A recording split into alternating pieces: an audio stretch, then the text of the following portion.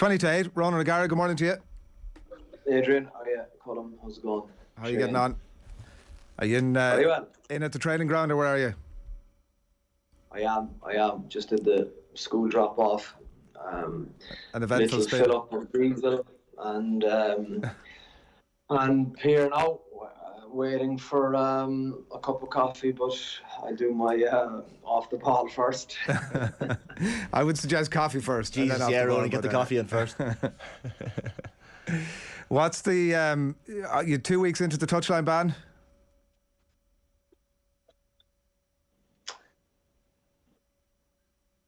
Yeah, more maybe. More. Can you hear me? I can. Yeah. Have you there? How are you coping with it? Is it? Yeah, it's frustrating, but it's essentially all of my own doing, you know. So if you do the crime, you got to do the time. So hopefully it'll resonate with me this time, and when I'm put in that situation the next time, I react better, react differently, or maybe I don't put myself in that position the next time. But it's incredibly difficult because you're not allowed to engage at half time. You know, half time is very, very important in any sport, I would think. But it can be over appreciated too in the fact that whether it's my message, an assistant coach's message, our message, that's the key point, you know. But it's just so much easier not having to pass a bit of paper or do a quick WhatsApp to Skin Ryan or one of my French colleagues to pass the message. But I was that player as well. I think it's interesting. We as coaches think that we can change an awful lot of things, but once you've kind of started off in the battle at half time, you'd want to be looking at maybe one key change or reinforce what we have been doing. Are you considering staying in the stand then? Are you thinking because you always try and one always tries to convince themselves that they'll be better the next time? Yeah, but I suppose it's not the first or second time either. We're up over 5 or 6 times that this has happened, so I have to get better at it, you know. But I think it's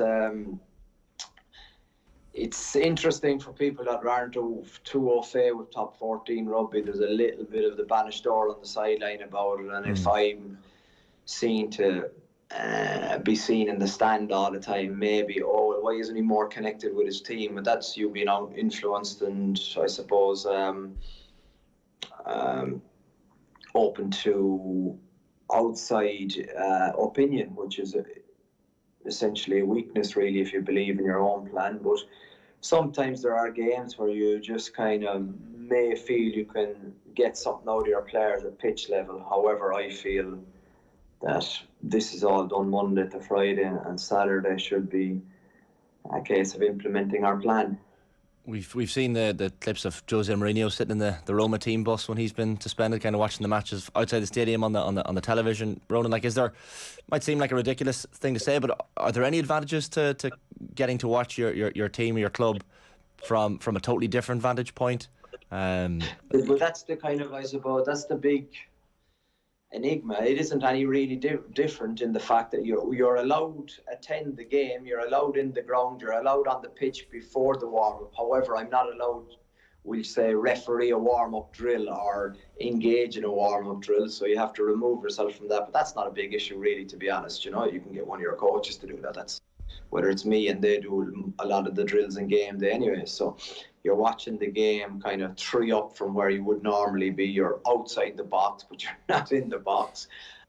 So there's a load of different rules, but I suppose the big one is not being allowed into the change room at half time. So it's, at my stage of my career, it's pretty easy for me to manage, but it's, you know what I mean, it's the exact same thing when you're giving feedback to players. It's not what you tell them, it's what they've heard. And when you're not there, it's maybe creating a void in their lives where if you behave better, that void wouldn't be there. So it's on you, and I have to own that and get a little bit better at that. But I suppose in the bigger pictures of things, we can get over this. As you said, you did get a chance to be on the pitch beforehand. There was a nice picture of yourself and Lauren Travers shooting the breeze beforehand. The word Stuart Lancaster come up? No, I wouldn't. I just think they were away to Toulouse the week previously. They got a drubbing down there, so I knew that they'd come here looking to get something, and they were for an hour the better team. So he'll feel aggrieved. Obviously, we chatted before the game. No, his sister had passed away, and I would have been very friendly with him because he would have been in the staff, and then the relationship went sour because there was, well, not sour, but the relationship with the club would have gone sour because I was seen as the bad guy pinching their players. But from my point of view, 23 of their players were out of contract. Players want to talk. I wanted to talk. There was business to be done. So it was more a case of putting that to one side and I suppose emphasising the more important things in life, that his sister had passed away and I hadn't seen him. I wasn't at the funeral, and it was important for me just to say that to him. And I had a good few years in Paris with him, went through everything. We won a bouclier, so once you win something with someone, the bond is there for life. So that's there. It's a little bit tarnished, but that happens in top level sport, but the respect remains the same.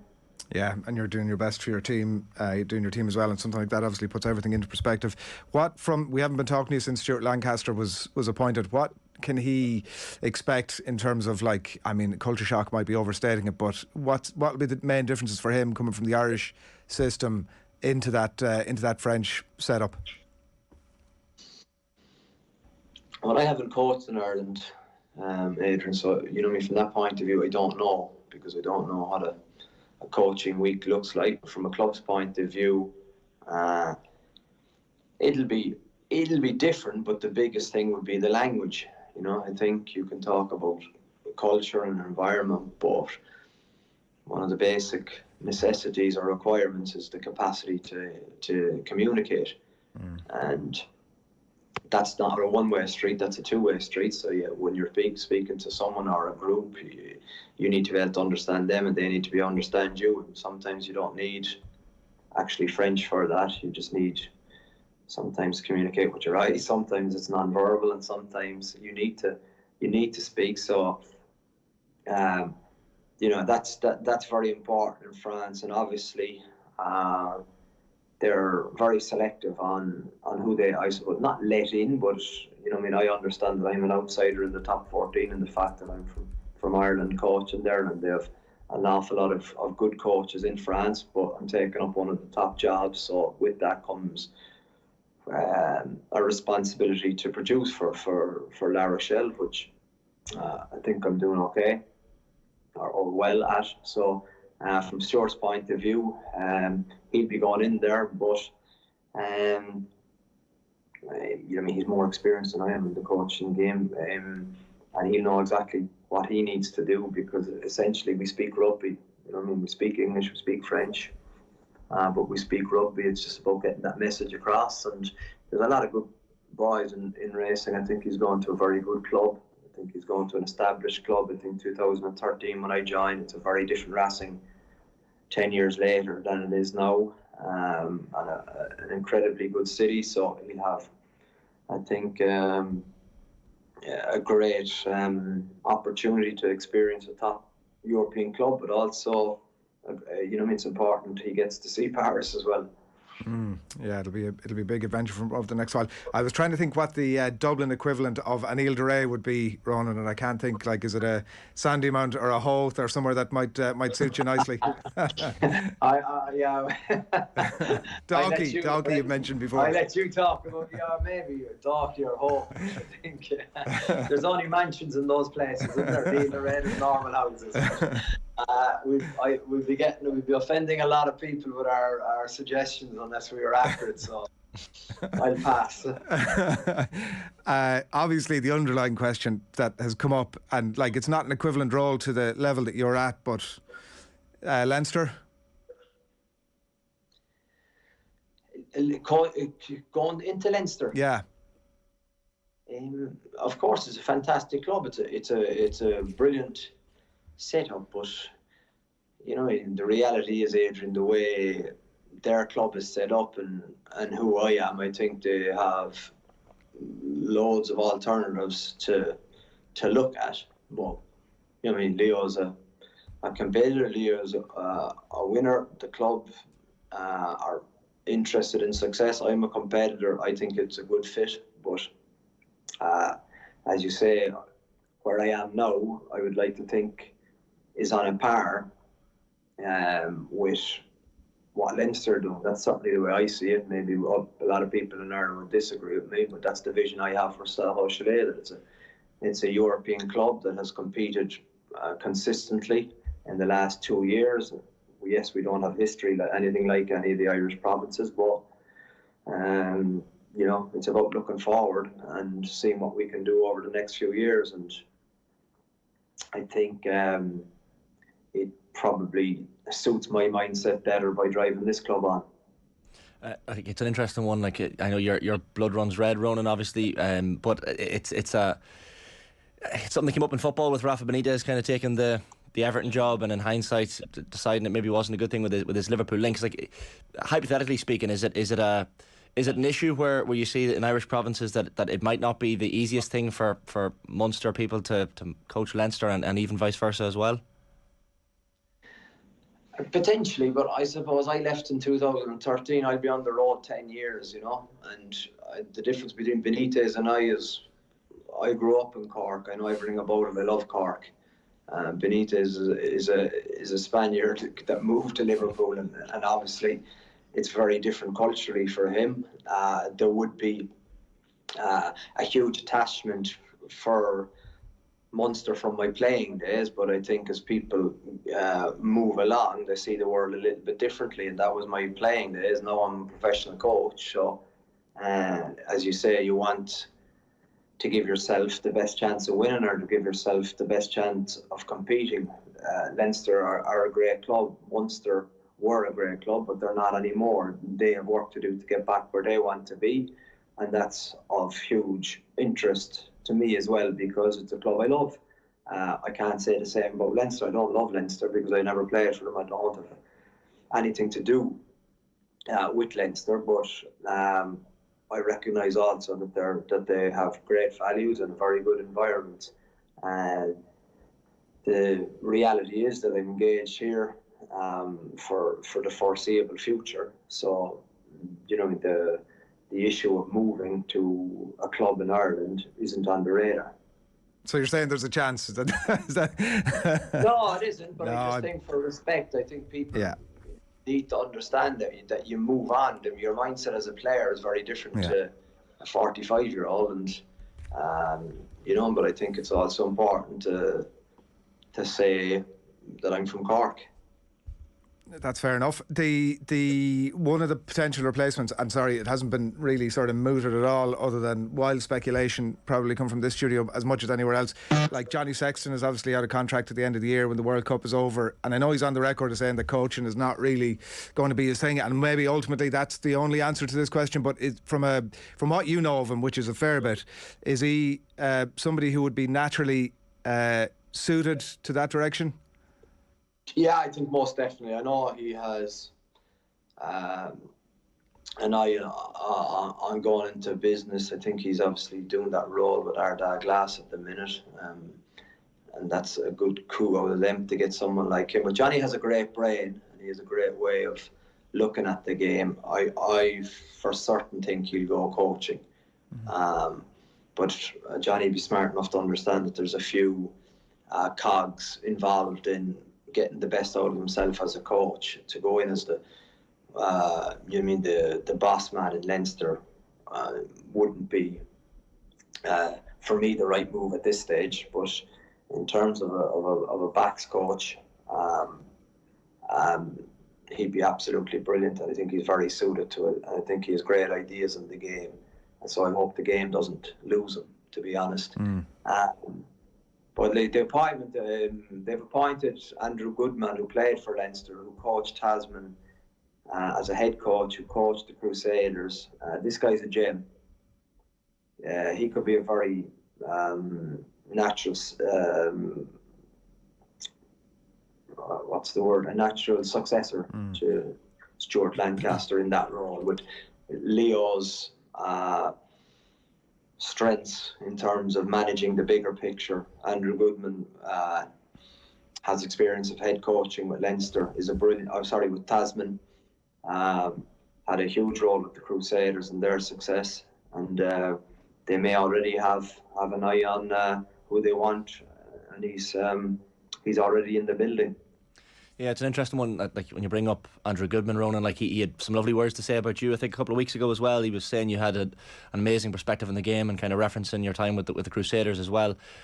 For you, with Andrew, like I think it was Jordan Larmour maybe speaking this week about the impact Andrew has had since he's come in at Leinster, and he said for one thing that the player meetings and coach meetings have been a little bit shorter and more matter of fact and to the point. But he also involves the players in the process as well, and when the style of play issue comes up, the players are very much involved. So that's obviously something that Andrew brings to the table as well. Yeah, he is. He's I think what I really like about him is just his mood. Whether it's 6 o'clock in the morning or he's after a long day, 20 to 6, 12 hours later, you always get the goods from Goody, you know, excuse the pun. And that's very important, I think, in our business, as opposed to a guy you get the impression he doesn't really want to engage with me on this conversation. He's keen to get out. He loves it. He could be doing skills sessions, joining in the skills sessions, or else he could be the guy leading a very technical discussion in terms of how to break down a backline from this set piece. So I think he has a lot of strings to his bow, and I think the key one obviously is dealing with people, because that's essentially what we do. A lot of our time is obviously looking at strategy, but so much of our time, and the most important bits of our time, is how we develop relationship with our players. That's absolutely crucial, and he's very, very good at that. That is quite the recommendation. Just before we let you away, Joey Carberry, Freudian slip there, Joey Carberry named at 15 for Munster for the Connacht game in the URC this weekend. What's your... Are we reading too much into this to even have a conversation about it? Mike Haley's injured, so he's filling the gap, and that's it. Move on, nothing to see. Yeah, I think so. And I think Simon Zebo, is Simon Zebo injured as well? He doesn't feature anyway, so he must be, yeah.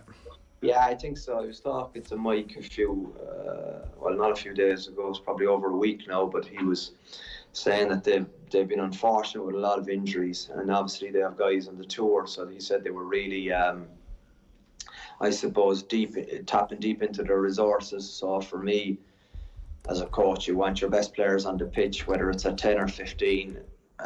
For me, Joey Carberry needs to be on the pitch, so ideally, from Ireland's point of view, he's playing at 10, but you have to put Munster's needs first this weekend, and he's playing, and that's good for Munster, and it's good for him. Very good. What is it? Is it a cappuccino or an Americano, or what gets the day going? Cafe Merling, our big president. It's what is it?